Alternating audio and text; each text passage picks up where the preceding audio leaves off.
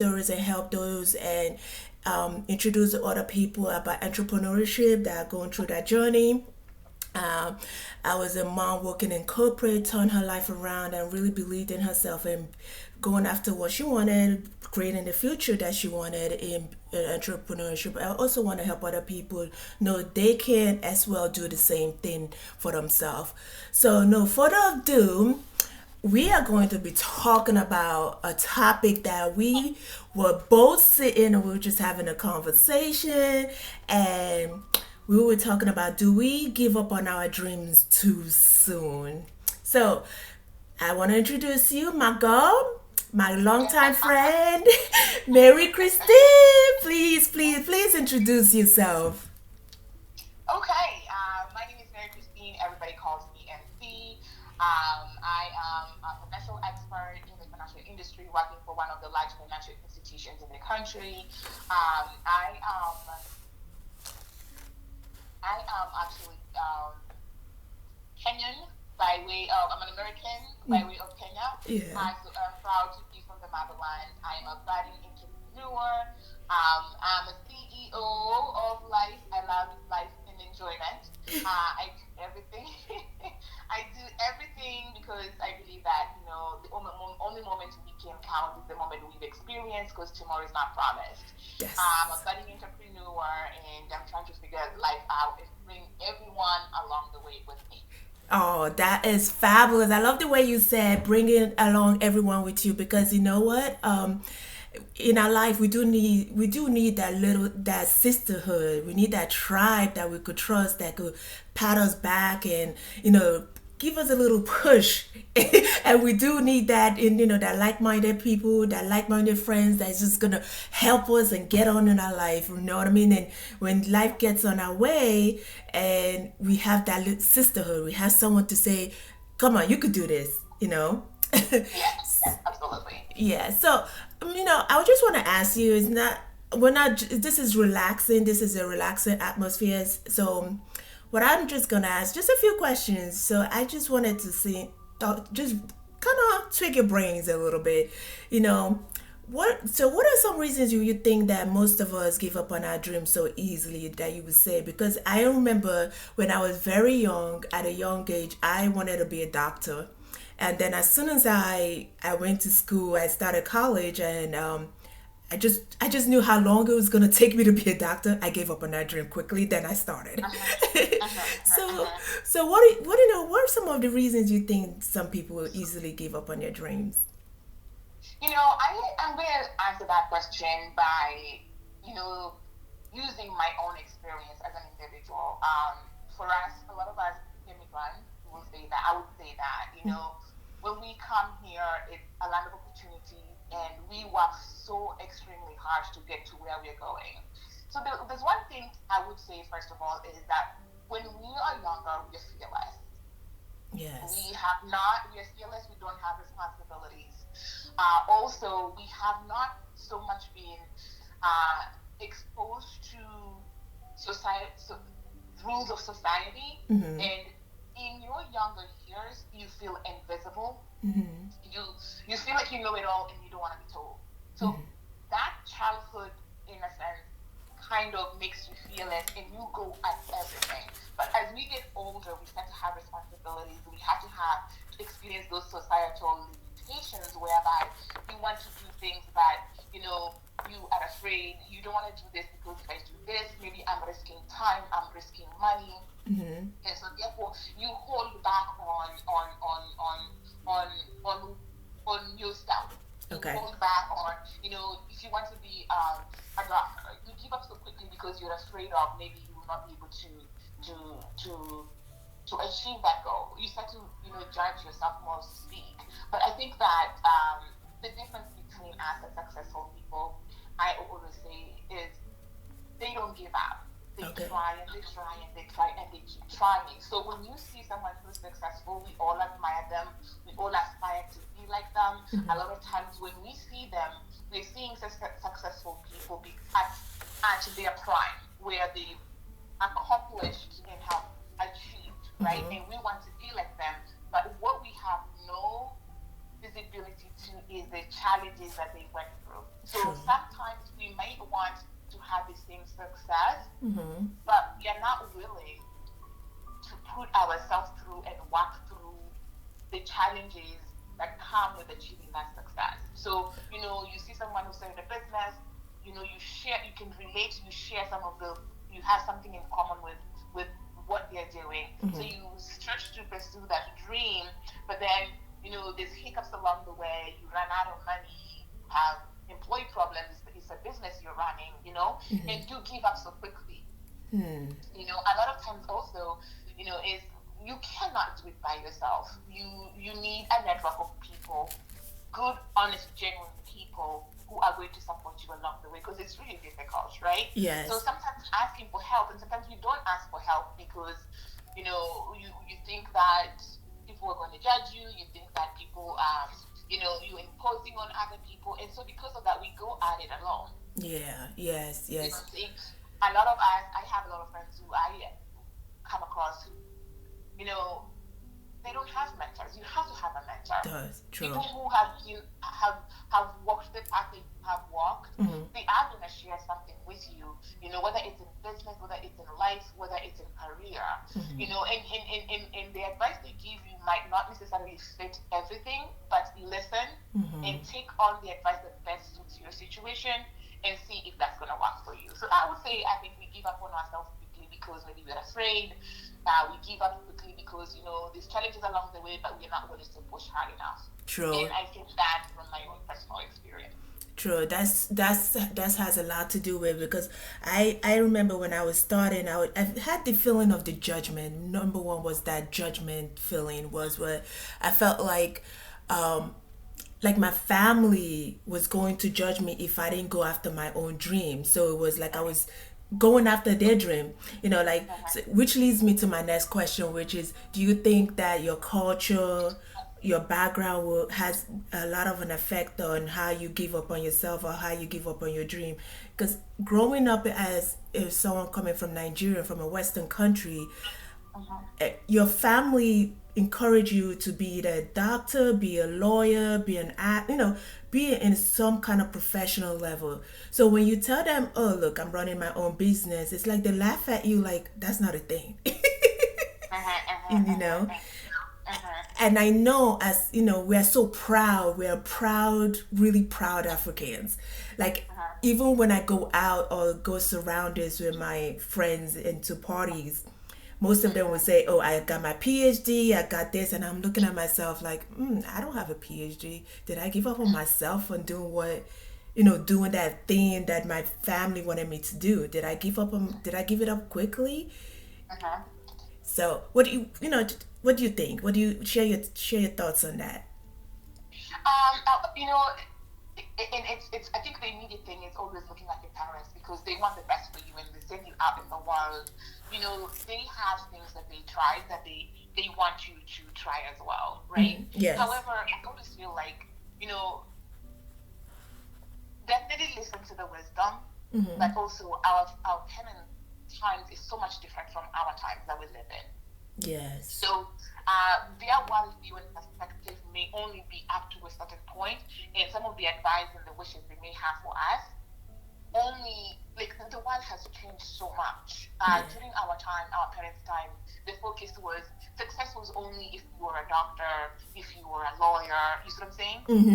Yes. Because now the world has changed. I mean, just in the pandemic season alone, you see our peers who even younger than us very, very successful, starting all, especially Black women, starting Yes. all their businesses and being successful. And I'm just not talking about like the Instagram success. There's women who had financial problems, and out of their financial problems, they became good at managing their money, and they have careers being financial gurus and starting classes and teaching classes and making money teaching classes to other Black women on how to build financial success. Wow. That is something that ordinarily our parents did not have. That was not a career back in those days. You know what I'm saying? Yes. And there's women who have found opportunity to sell stuff. Like, there's women who are passionate of making hair, and making hair has so much money. True. Especially the black community, black women. We spend so much money. We are a multi-billion-dollar industry. Just our hair, from the beauty products that we use Yes. to the hair itself to the styling, right? And Yes. there's women who have just taken that on as a niche and ran with it and persisted with it and been so successful doing that. That Yeah. was not something your parents would encourage you to be. That's true. Most of the time, an African parent, they would say, hey, go to school, become a doctor, become an engineer, become an accountant. That is not a career that your parents would encourage you to pursue, right? So Yes. things have changed. People are doing real estate business now. The world is so big and there's so many opportunities. So in as much as our culture, Yeah. in as much as our culture may have an impact on who we become, I think we can open ourselves up to learn more. Mm. You know what I'm saying? Because you never stop learning. You never stop learning. And the more you keep learning, the more you keep trying to find out about yourself, the more you realize your potential. Yes. Yes. So it's necessary that, we be open-minded and continue learning and pursuing who we are.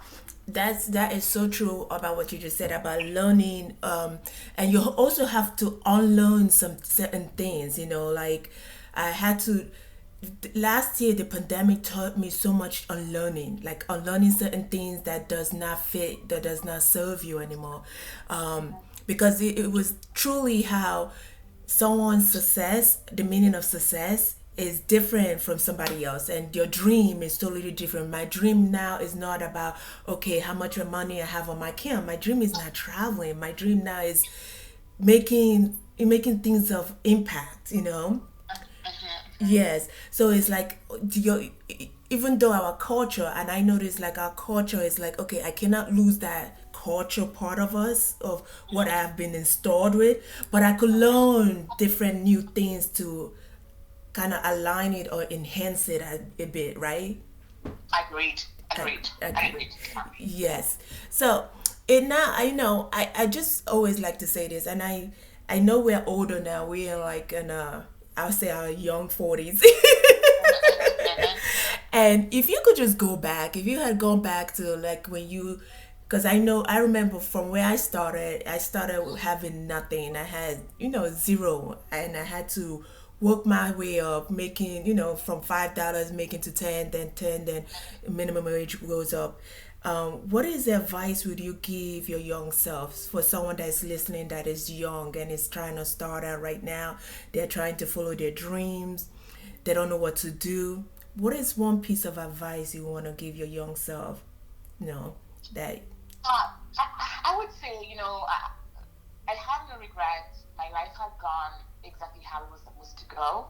I Yes. always think that, your destiny is your destiny. And you realize that when you're going through things, you don't realize that it's always preparation for the future, right? True. So True. those challenges that we experience, you're harder, you're wiser, smarter, um, and stronger because of the challenges we experienced in the past. And hopefully we make better decisions because of that.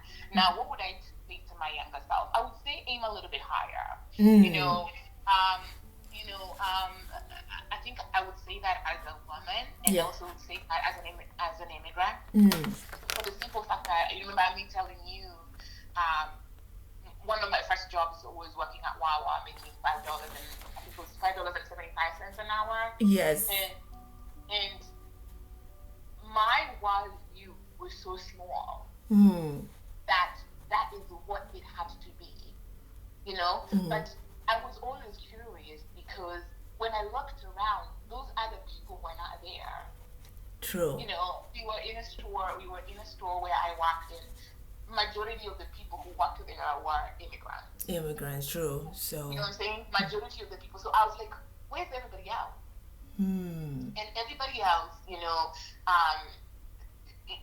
talk about how you socialized and what your parents exposed you to. Where is everybody else? I had friends who were in college with me who were not immigrants, who were not black, and and they were not working where I was working. True. That's By true. the time I was working at Wawa, who were not immigrants, who were not black, were already working in corporate. So Mm. they had two steps ahead, right? Yes. So, or they were doing other things. So for me, I think that I would say to myself, being higher, and because of that reason, I'm crazy enough that I will voice, and I'm like, you shouldn't tell someone, like, I always tell them you can do better. Okay. You can do better. There's nothing wrong with working at Target, but letting someone know that there's better opportunities elsewhere. Okay. Like, aim a little bit higher. Higher. You know what I'm saying? There's always, TD Jakes always says, if you want to fly like an eagle, you cannot be down here picking with a chicken. True. That's what I'm saying. If you want to soar with the eagles, you have to learn to fly, and you have to be fearless to learn how to fly. Right. Yes. Exactly. So, if you want to learn how to swim, if you want to swim deep, you cannot be in a pool. You want to go in the ocean. Exactly. Exactly. Exactly. So, if I can go back to my younger self, I would always say, aim higher, be fearless, and aim higher. Like, the worst thing someone is going to tell you when you want something is no, and you keep pushing, because the world does not come to an end because someone told you no. At least one or another, someone is going to say yes to you, because I always say, an immigrant who came to America and started my career working at I'm making $5.75, and now I work for one of the largest financial institutions, in America, you know what I'm saying, and anyone.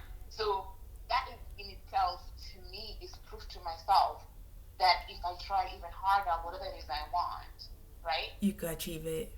I can achieve it. And so when I see young girls who are in the age group where I started, I'm the corny girl who will randomly talk to a stranger and try to encourage them to do better, because nobody was there telling me. Yes. And I'm sure nobody's telling that. Yes. Yeah. I love that. I loved what you just said, because most of the time when I go to ShopRite, I'll go to places, and then I see young girls, and there was this young girl. She wore her makeup perfectly. And I asked her, I was like, you could use that skill, that talent, and create a business of your own. And she felt so shy that I was saying something to her. I said, because I was like, your makeup is so flawless that me, myself, as a mother, just know that you did it yourself, because you took the time, the talent, the touch. I could tell you didn't go to anybody else. And you could do that for someone else if you could put in the time and aim that this is what you want to do. And she was so encouraging that she was like, oh, thank you for telling me, because I always wanted to be a makeup artist, but do it in a different way as earning a business. I said, go for it. Don't limit yourself. Do not ever limit yourself. I'm not saying you working at ShopRite is not good, but at meantime, use your talent and use your gift in aiming more, doing more. You know what I mean?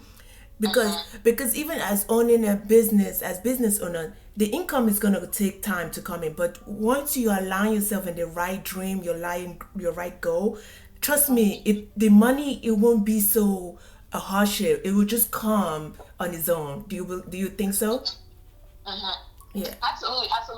When there's this. I love quotes. Yes. I live my life off of quotes. But some people say you cannot live your life off of quotes. I love quotes, and when I think about something inspiring, I will put it in a quote. Yeah. And I just lost my train of thought, but that's fine. They always say that you're bound to be more successful doing what you love and what you're good at than not. Yes. You know what I'm saying? And also, a lot of times, I think we undervalue ourselves, because you have this gift, and you have passion and happiness doing it, but in your mind, it's so small that you do not think that it can grow into this big business. Yes. So you continue to pursue other opportunities working for someone else. You know what I'm saying? Yes. Yes. Yet you have this gift. They always say, like, everything that you need to be successful is within you. Is within you. And all you have to do is start. And when you start, yes, watch God align everything, because God will your Your life life. to make that dream come true for you. Now, it's not going to be easy. Exactly. It's not going to be overnight. Yes, that's true. There's going to be challenges along the way. But I think the hardest part, the other hard part is having patience. And I can attest to that. Having the patience to work hard to achieve your goals. So, and that's another reason why we give up, because you become so impatient. You want it yesterday. Yes. Yeah, so absolutely. Oh, I love this conversation. We could talk for days. But, well, my friend, into closing, I always love conversations like this, but we don't want to hold you people's time. So in closing, just give us one word mantra that you say to yourself, and just let people how they could find you if you want to share. Oh, sure. How can people find me? I am not that public. My Instagram was my best place. It's not public to everyone. So Yes. I'm on LinkedIn. Okay. As Mary Christine Ageno. I'm on Instagram, but I'm still shy of opening up my Instagram because I was recently hacked. So Ooh. I will share that in the whole podcast episode to come. Yes. But the mantra, my God, I have so many. But I think having lived in the pandemic, I've just realized the importance of life. Yeah. And we live life thinking that tomorrow's promised, but tomorrow's not promised. That's true. A lot of us are not living life. And living life does not mean that you have to go for an expensive vacation. You have to do expensive things. Living life is leaving your house and being able to walk outside in a place you love. If biking is what you love, if yoga is what you love, finding some time to do something for yourself, that is so important, because every day we wake up and someone is gone. Yes. And they were not unexpectedly. So the only thing you can count on is the experience that you have had. That's true. Yeah. That's true. And don't wait for them to give you flowers. Go get your flowers for yourself. I love that one. You got it. You heard that from my friend. Yeah. Go get this. I used to do that so many times. Is that I love little plants. So once in a while, every 3 months, I'll just go grab me a new plant and just put it in the house. I really don't. Little things of that nature, just treating yourself. My mantra this year, I love when I read this book by Denise. I believe her name is Denise Duffield. And she said, you treat yourself like VIP. You have to start treating yourself like VIP, taking care of yourself. And VIP does not mean lavish stuff, just like what you said. Even if just buying you a nice expensive soap to wash your body. So start treating yourself like VIP. But my friend, it was lovely speaking to you. If you guys have any questions, you want to find her, you know where to find her. And I love you guys. Thank you for listening. Till next time. Thanks for coming to my podcast, friend. Bye-bye. Thank you for having me. Have a good